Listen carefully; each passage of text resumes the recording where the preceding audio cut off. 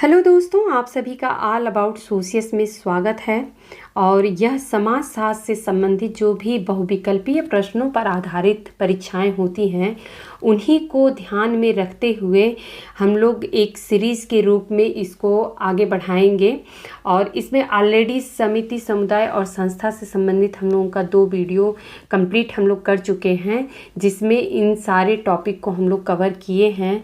और एक बात इसके साथ ही मैं और कहना चाहूँगी कि हमारी जो लास्ट वीडियो थी, यानी कि समिति, समुदाय, संस्था की पार्ट 2 जो है, उसमें समिति की लक्षण के बारे में या उनकी क्या कैरेक्टरिस्टिक है उसके बारे में हम लोगों ने चर्चा की थी। तो उसमें एक पॉइंट था कि समिति जो होती है उसमें संबंध अनौपचारिक होते हैं। यह आप लोग थोड़ा सा करेक्शन कर लीजिएगा, क्योंकि ये टाइपिंग में मिस्टेक हो गया था या औपचारिक की जगह अनौपचारिक हो गया था और मेरे बोलने में भी मिस्टेक हो गया था। तो इसके लिए मैं क्षमा चाहती हूँ और इसको आप लोग थोड़ा करेक्शन कर लीजिएगा। समिति जो होती है उसमें जो संबंध पाए जाते हैं वह औपचारिक पाए जाते हैं, और यह कैसे होता है इसको हम लोग थोड़ा समझ लेते हैं। यह हम सभी जानते हैं कि व्यक्ति अपने भिन्न भिन्न उद्देश्यों की पूर्ति के लिए अलग अलग समितियों की सदस्यता ग्रहण करते हैं, और इन समितियों में सभी सदस्यों के साथ वह घनिष्ठता के संबंध स्थापित नहीं कर पाते हैं, क्योंकि हम सभी जानते हैं कि जो समिति होती है उसकी अस्थायी प्रवृत्ति होती है, अर्थात समिति के उद्देश्य पूरे होने पर समिति को समाप्त भी किया जा सकता है। तो इस प्रकार से हम देखेंगे कि इसमें जो संबंध हैं उतने घनिष्ठ नहीं पाए जाते हैं। और इसका कारण एक यह भी है कि किसी विशेष उद्देश्य के कारण ही जो सारे सदस्य होते हैं वह आपस में मिलते हैं। तो यह चीज़ है कि हम बार बार नहीं मिल रहे हैं, तो इसमें हम घनिष्ठ संबंध स्थापित नहीं कर पाते हैं।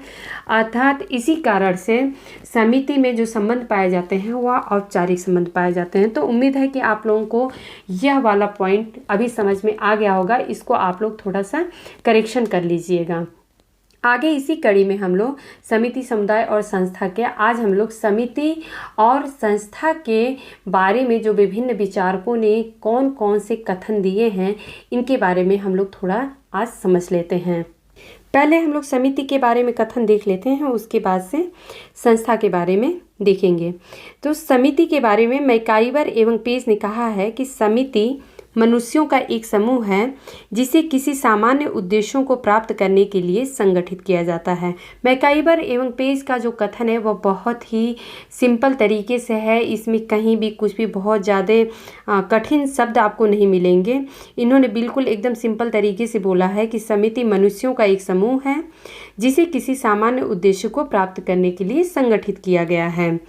फेयरचाइल्ड का कथन है कि समिति एक संगठनात्मक समूह है जिसका निर्माण सामान्य उद्देश्यों की पूर्ति के लिए किया गया है और जिसका अपना आत्मनिर्भर प्रशासकीय ढांचा तथा कार्यकर्ता होते हैं।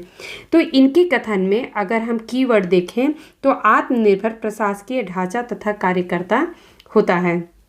अर्थात जहाँ भी अगर समिति के कथन में आत्मनिर्भर प्रशासकीय ढांचा तथा कार्यकर्ता अगर आ जाता है परीक्षा में, तो यह हमें सीधे सीधे समझ लेना है कि यह फेयरचाइल्ड का कथन है।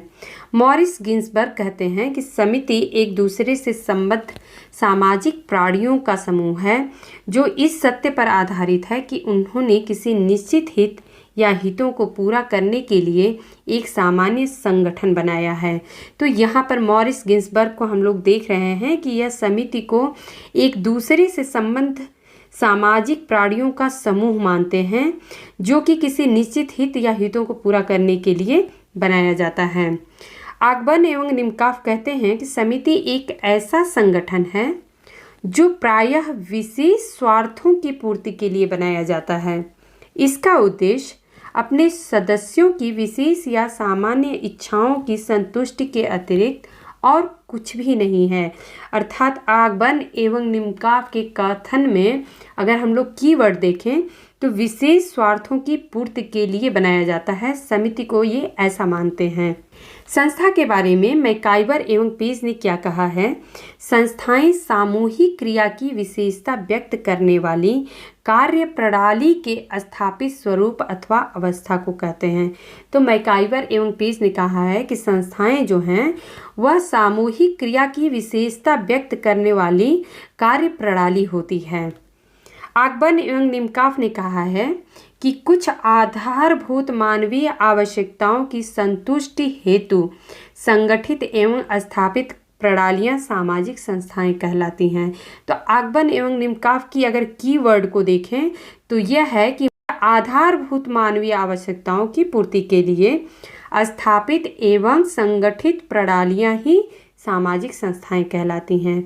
बोगार्डस ने कहा है कि एक सामाजिक संस्था समाज की एक ऐसी संरचना है जिसे मुख्यतः सुस्थापित प्रणालियों के द्वारा लोगों की आवश्यकताओं को पूरा करने के लिए संगठित किया जाता है।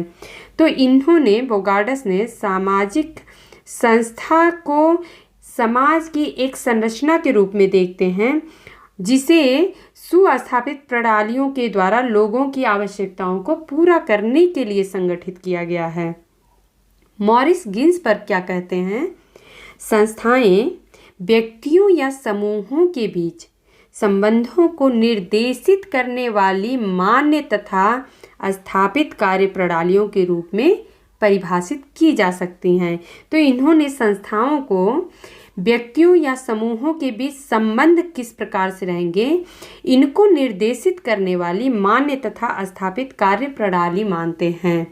तो इस प्रकार से हम लोगों ने समिति और संस्था के जो विचारकों के प्रमुख कथन थे, ये कथन आप लोग बिल्कुल भूलिएगा नहीं, याद रखिएगा, क्योंकि यह बहुत ही महत्वपूर्ण कथन है और परीक्षाओं में पूछे जाने की काफ़ी संभावना बढ़ जाती है। इसी कड़ी में हम लोग समुदाय के बारे में अपने अगले वीडियो में चर्चा करेंगे, क्योंकि समुदाय अपने आप में एक काफ़ी बड़ा टॉपिक है।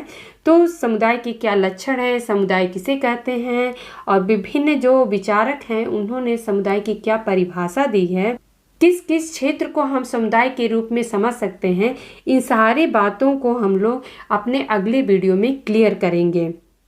जहाँ तक समितियों के प्रकार की बात है, तो समिति के हितों पर अपने, जैसे कि हम जानते हैं कि समिति को बनाया ही जाता है कुछ विशेष हितों को पूरा करने के लिए, विशेष उद्देश्यों की पूर्ति के लिए। तो इसी प्रकार से उन्हीं उद्देश्यों से संबंधित उनके प्रकार भी पाए जाते हैं। जैसे कि अगर हमें राजनीतिक उद्देश्य पूरे करने हैं तो राजनीतिक व्यवस्था हो जाती है समिति।